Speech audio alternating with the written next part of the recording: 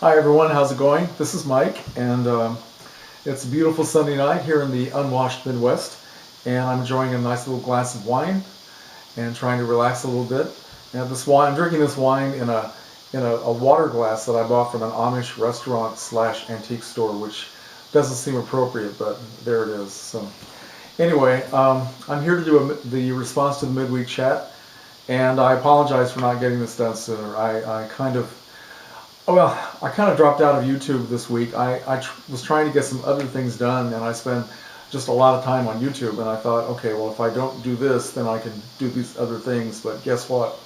They didn't get done either. So anyway, I like participating in this. I didn't want people to think that I wasn't, considering that I didn't consider it important. So anyway, so that's that.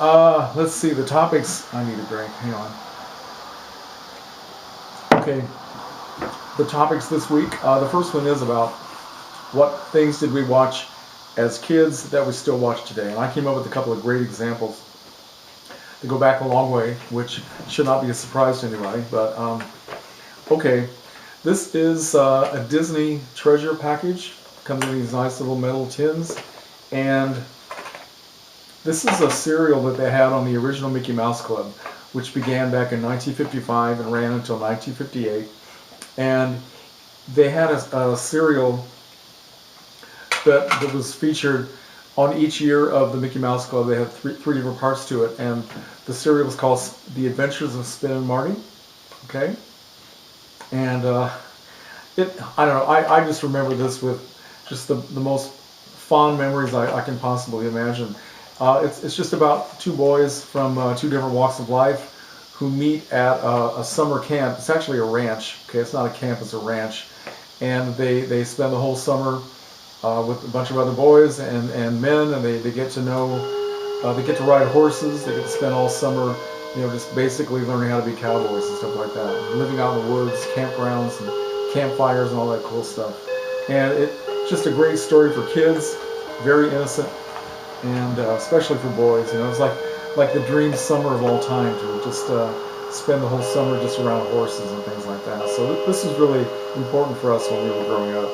And Spin and Marty starred a couple of young actors, very, very kind of unknown at the time, but they became big stars after this. The guy who played Spin is named Tim Considine, and the guy who played Marty is David Stollery. Okay, now these guys, what's interesting about the guys who played Spin and Marty, not only did they become best friends in the show, but the actors became friends throughout their lives, and they are still friends today. And even though they both left show business, they went into other careers. David Stollery went into designing automobiles. I think he worked for Toyota for a while, and he was very successful. He may still work for them now. Tim Considine stayed in show business a little bit longer, and he eventually became a director for a while. And then he completely got out of the business, and he became a writer. He started writing books about sports, books about automotives, and he and David Stollery actually collaborated on a few projects. So, and they come back to the Disney studios to do things like this, commentary on this disc, and some other things. So they're still, I think they're pretty proud of what they accomplished as child actors. They're both happy they got out of the business, but they talk very fondly about what happened. So this is a 2-disc set, has all the chapters of the first year of Spin and Marty, has a bunch of extra features, interviews. It shows the two actors, Spin and Marty, Tim Considine, David Stollery, going back to the ranch, the place in California where it was filmed. It's called the Golden Oak Ranch, and they went back there. I think this was put out around 2005, 2006, and they just walked around. They were trying to remember where everything was and talking about their experiences working on the show, and it's just really cool to see them. And this is just great fun. Like I said, it's completely innocent, totally unlike everything you would see today on television. And I just have great memories of it. Okay. And another thing, also from the Disney Studios, this is a movie that came out in 1957, and it's called Old Yeller. Anybody remember that one? The adult stars in this film were Dorothy McGuire and Fess Parker, who played the parents of young Tommy Kirk and Kevin Corcoran, these two brothers who basically they're living out in the Old West, and they're struggling, they're having to learn to hunt and all this sort of thing. And a stray dog comes up into the yard one day, and they kind of adopt it, even though at first Tommy Kirk, who was the older kid, doesn't like the dog. He just completely falls in love with it.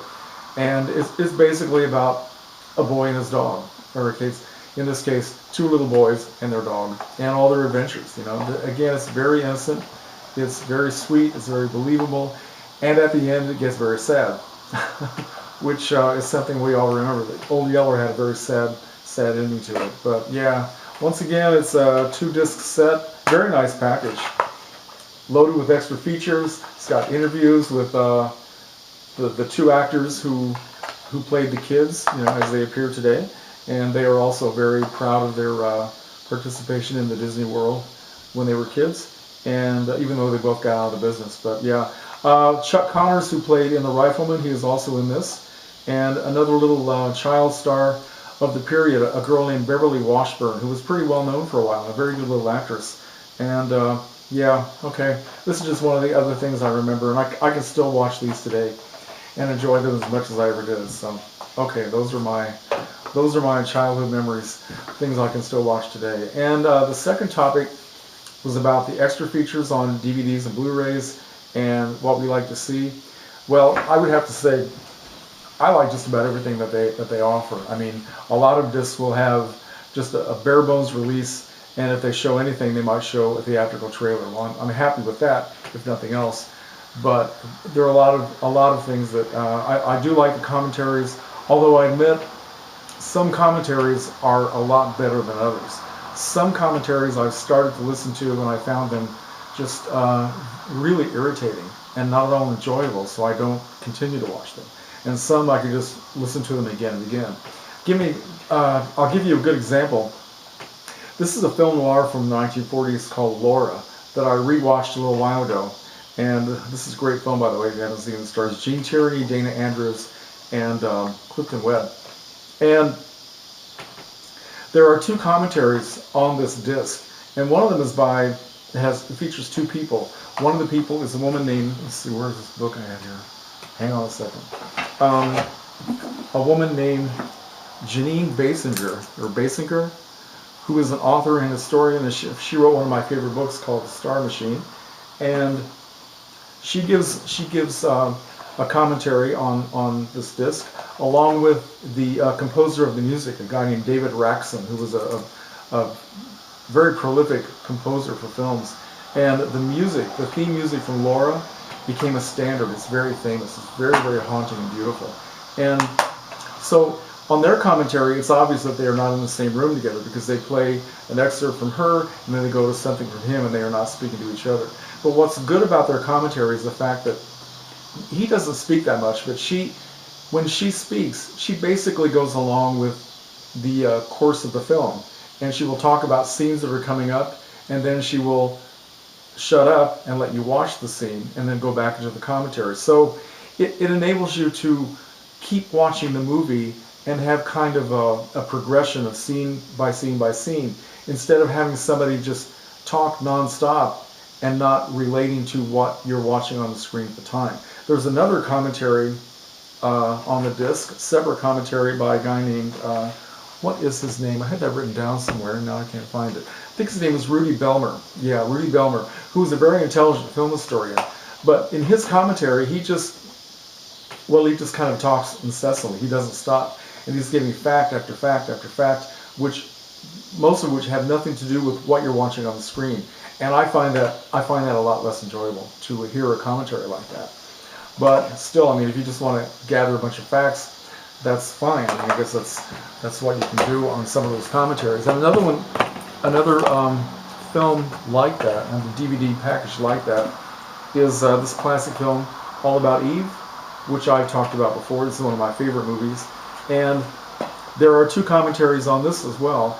And one of them features Celeste Holm, one of the actresses in the film, Christopher Mankiewicz, who is either the son or the grandson of Joseph Mankiewicz, who directed the film and also wrote the screenplay, and Kenneth Geist, who is the author of a book about Joseph L. Mankiewicz.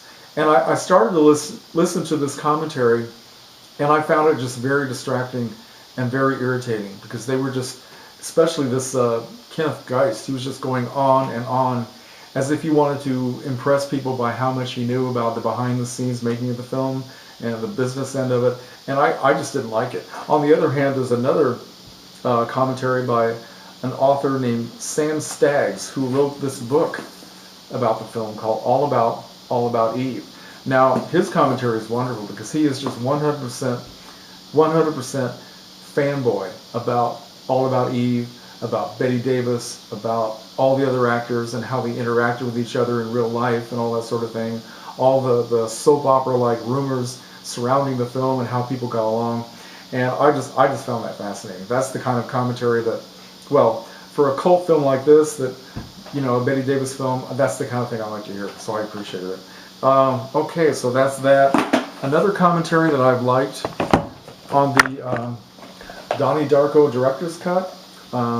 This has a great sleeve. Don't you guys love these sleeves? I'm being facetious here because I know a lot of you don't like them, but this isn't bad. Anyway, this is a 2-disc set loaded with extra features, and one of the extra features on here is a bogus documentary, right? It's called, what's it called? Where is it now? Oh, I have this written down. It's called Number One Fan, a Darkomentary. Now, this is supposed to be, it announces before they show the documentary that supposedly there was a contest held to put on the discs. People were supposed to send in videos and try to have themselves selected as the #1 Donnie Darko fan, okay, depending on what they put in the video. So, of course, the whole thing is bogus. But they actually go through the whole thing about this guy who was just a completely obsessed fan, Daryl Donaldson, where he even has the DD initials like Donnie Darko. And he goes through the whole thing about making his video and talking about his collections and his dreams about the film. And then he actually goes to meet a couple of the actors from the film. He meets James Duvall. Then he meets the director, Richard Kelly, and he gives him a kiss.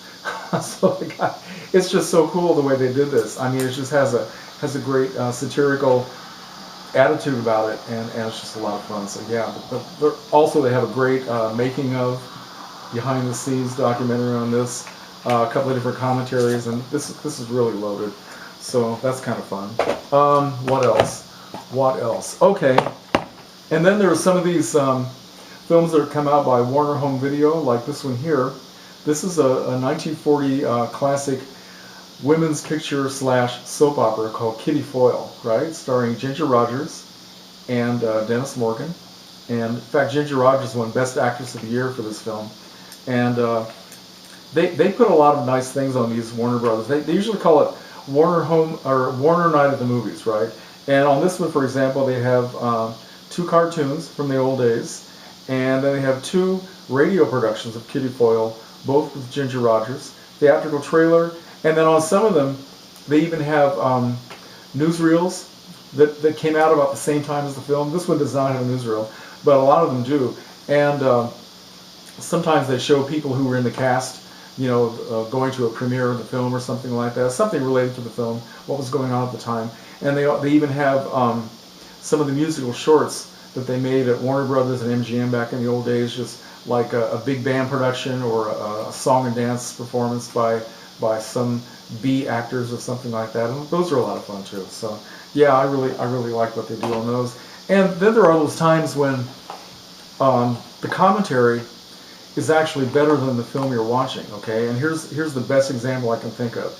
This is a Barbara Steele horror film called The She-Beast, all right? Which came out around either 65 or 66. It's close to the end of her Italian film career. And this really is a bad movie. I mean, it's just a bad film. I know a lot of people, it's kind of a cult thing, and they find things about it to appreciate, but really, if it weren't for the fact that Barbara Steele is in this, I would never watch this movie. But so this remastered version came out, and it has a commentary with not only Barbara Steele but also the producer Paul Maslansky and the lead actor Ian Ogilvy. Okay, and there's also a moderator who controls the whole thing.